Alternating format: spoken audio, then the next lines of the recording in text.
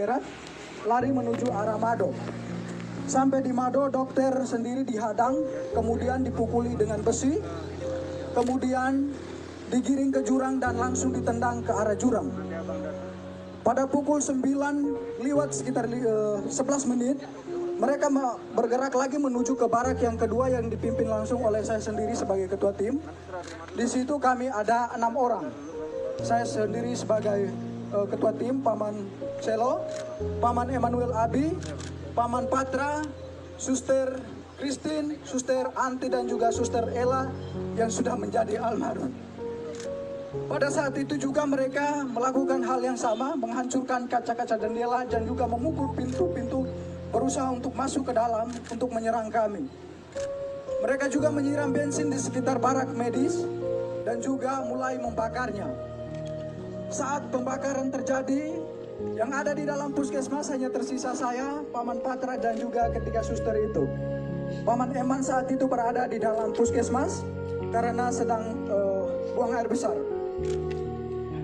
Pada saat itu sedang terjadi pembakaran, saya sendiri meminta untuk ketiga teman putri saya atau suster untuk kami segera keluar dari dalam barak itu. Tetapi karena mereka perempuan tidak bisa mengantisipasi situasi, sehingga mereka memilih lebih tenang di dalam barak itu.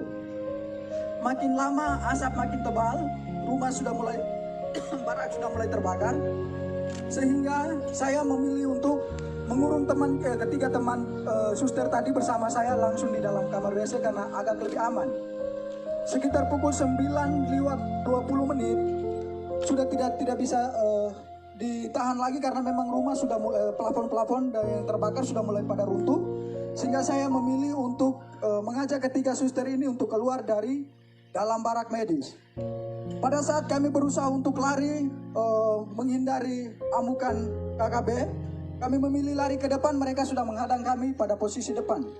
Kemudian saya berusaha merangkul ketiga suster menuju ke jurang, tetapi sampai di belakang jurang yang ada di belakang barak medis juga mereka sudah berada di situ dengan diperlengkapi senjata dan juga busur dan anak panah.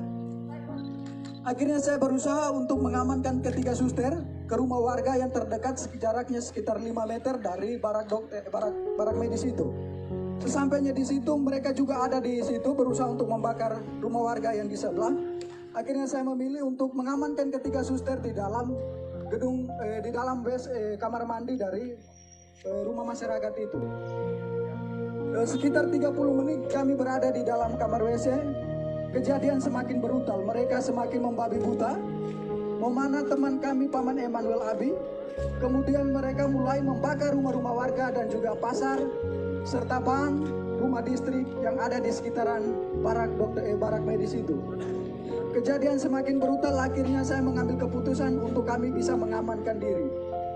Dalam hitungan detik saja, saya sebagai laki-laki mengamankan 3 orang perempuan pastinya tidak bisa karena mereka mengejar kami dengan senjata dan juga busur dan anak panah. Tidak ada jalan lagi, kami memilih lari ke depan, mereka sudah menghadang ke samping kiri kanan dan juga mereka sudah menghadang semua. Akhirnya di belakang kami terdapat jurang yang cukup terjal, kedalamannya sekitar 500 meter dengan sudut ketajamannya itu sekitar 90 derajat. Tanpa berpikir panjang, saya bertanya kepada ketiga suster itu bagaimana kita harus mengamankan diri. Mereka menjawabnya, kita lompat saja. Akhirnya tanpa berpikir panjang, saya menghitung 1 sampai 3 dan saya sendiri lompat pertama. Kemudian ketiga suster mengikuti saya untuk melompatnya. Sesampainya di bawah, kami pikir bahwa kami sudah aman dari kejaran mereka, tetapi mereka tetap mengikut kami ke bawah. Sampai ke bawah saya sendiri tersangkut di akar pohon. Kemudian ketiga suster yang lainnya, yang satunya Suster Chris tersangkut di pohon juga. Suster Ella tersangkut di antara semak-semak. Kemudian Suster Anti, dia melompat jaraknya sekitar 150 meter ke kedalaman jurang itu. Dan dia juga tersangkut di semak-semak. Mereka terus mengikut kami ke bawah, kemudian mendapati Suster Anti di bawah. Kemudian mereka naik, dapat lagi Suster Ella yang sekarang sudah ada di almarhum. Kemudian mereka dapat lagi Suster Chris. Saya sendiri mereka tidak dapat karena saya sembunyi di antara tebing dan juga akar-akar. Kemudian mereka mengumpulkan ketiga suster ini. Kemudian mereka semakin membabi buta. Mereka mulai menelanjangi suster dengan tidak membuka pakainya secara sopan, tetapi mereka menelanjangi dia dengan parang tajam atau parang, langsung dipotong saja pakaian mereka, mulai dibuka dari baju sampai celana dalam semuanya. Mereka tiga ditelanjangi, kemudian mulai dianiaya secara tidak manusiawi. Paha mereka ditikam, muka mereka ditonjok, kemudian minta maaf tetapi kemaluan mereka ditikam juga dengan parah. Kejadian semakin brutal karena jumlah mereka semakin banyak. Akhirnya suster-suster ini tidak berdaya lagi. Mereka semakin lemah, akhirnya mereka pingsan. Dalam keadaan pingsan mereka dipikir bahwa mereka sudah meninggal, sehingga terpaksa mereka didorong lagi ke dalam jurang yang lebih dalam. Kedalaman jurang itu sekitar 300 sampai 400 meter. Suster Ella, Suster Christine yang didorong pertama, kemudian Suster Anti dan juga Suster Almarhum atau Suster Ella. Sesampainya dibawa ke dalam jurang itu, Suster Anti langsung pingsan. Dalam keadaan pingsan tidak sadarkan diri. Suster Chris masih sempat dari pingsannya bisa sadar. Suster Ella juga dari pingsannya bisa sadar kembali. Akan tetapi dalam keadaan itu mereka tetap ikut ke bawah. Kemudian Suster Anti dan Suster Chris masih bisa bertahan untuk memilih untuk menghindar dari mereka dengan menyembunyi di semak-semak. Suster Ella yang sudah tidak, walaupun dalam keadaan sadar tetapi sudah tidak berdaya, nyangkutnya di pohon sehingga mereka ikut ke bawah lalu membunuhnya secara babi buta dengan menikam di bagian perut-perutnya dan juga kemungkinan mulutnya dibelah. Sehingga Suster Almarhum dinyatakan meninggal pada saat itu. Kemudian teman-teman yang lain dari barak dokter, Paman Lukas dan juga Paman Siti, Suster Siti, mereka langsung bergegas menuju ke mengamankan diri di Koramil dengan pengamanan para Denny yang ada di tempat itu. Kemudian Paman Denny memilih untuk mengungsi, bertahan di rumah warga. Dokter sendiri langsung ditendang ke jurang. Paman Gerard yang lari bersama dokter ke Mado sampai dengan detik ini juga belum ditemukan. Suster Ella yang menjadi almarhum sudah ditemukan 2 hari yang lalu sekitar pukul 17:30. Kami berhasil menemukan dia bersama Suster Chris. Suster Chris bertahan selama 3 hari berada di bawah jurang itu. Puji Tuhan dia masih hidup. Yang meninggal hanya Suster Ella. Dia sudah ditemukan dalam keadaan tidak bernyawa. Mukanya sudah penuh pada belatung karena dibelah semua. Luka-lukanya sudah pada belatung semua. Dan kemungkinan ini hari ke-5 ke-6 ya.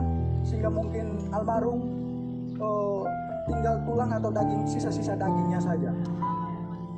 Kemudian Paman Lukas dan juga Pak Suster Siti langsung diamankan oleh pihak tentara yang ada di Koramil menuju ke pos Pamtas 403 yang ada di ketinggian atau yang di puncak. Kemudian Paman Denny juga dari rumah warga bergegas menuju ke Koramil mengamankan diri di pos Pamtas bersama dengan pihak dari Koramil juga. Dokter sendiri bertahan selama berada di jurang dari pukul 9 lewat sampai sekitar pukul 9 malam. Baru dokter dari jurang menuju ke arah pos Pamtas 403. Saya, Paman Eman dan juga Paman Patra bersama Suster Anti dan juga Suster Chris masih tetap berada di dalam jurang. Pada pukul 5 sore saya sendiri berusaha, karena melihat situasi sudah aman, saya berusaha keluar dari semak-semak, kemudian berlari menuju ke Koramil. Sesampainya di Koramil tidak ada petugas karena petugas semua sudah diarahkan ke pos Pamtas, sehingga saya memilih mengamankan diri di salah satu rumah warga yang ada di sekitaran Koramil itu. Paman Patra tetap memilih dan juga Paman Eman tetap memilih bertahan di jurang bersama dua suster, tetapi posisinya terpisah. Kemudian pada malam harinya Paman Eman yang terkena busur itu, dia memilih untuk naik pada sekitar pukul 10 malam. Kemudian dia berusaha tidur di bawah kolom rumah warga yang ada di sekitaran jurang itu. Paman Patra tetap bertahan. Kemudian pada pagi harinya sekitar pukul 6, Paman Eman bergegas menuju ke Koramil untuk meminta perlindungan. Begitu juga Paman Patra. Sehingga pada sekitar pukul 7 kami 3 bertemu di Koramil dalam keadaan selamat. Suster Anti dan Suster Kris masih tetap bertahan di jurang. Suster Anti keluar dari jurang sekitar pukul 10 malam dengan kondisi saat itu hujan deras. Dalam keadaan telanjang, dia dari jurang menuju ke Polsek Kiwirok. Sesampainya di Polsek Kiwirok tidak ada petugas karena memang petugas semua sudah pada ngungsi sudah pada diamankan ke pos Pamtas itu. Mereka bertugasnya di situ. Kemudian Suster Anti memilih untuk bertahan di pos, tetapi karena takut dengan situasi, dia berusaha keluar dari pos lalu kembali bersembunyi di semak-semak. Sampai pada sekitar pukul 7 pagi, itu ada kegiatan pembersihan dari pos Pamtas 403, sehingga Suster Anti memilih untuk keluar dari semak-semak karena memang dia juga sudah pada tidak berdaya lagi. Menurut keterangan dari Suster Anti bahwa pada saat itu dia sudah pada siap untuk pasrah, untuk mati karena memang sudah tidak sama sekali tidak berdaya. Tetapi dia berusaha merangkak pelan-pelan sampai ke pos polsek sehingga berteriak dan meminta pertolongan daripada pihak pos Pamtas.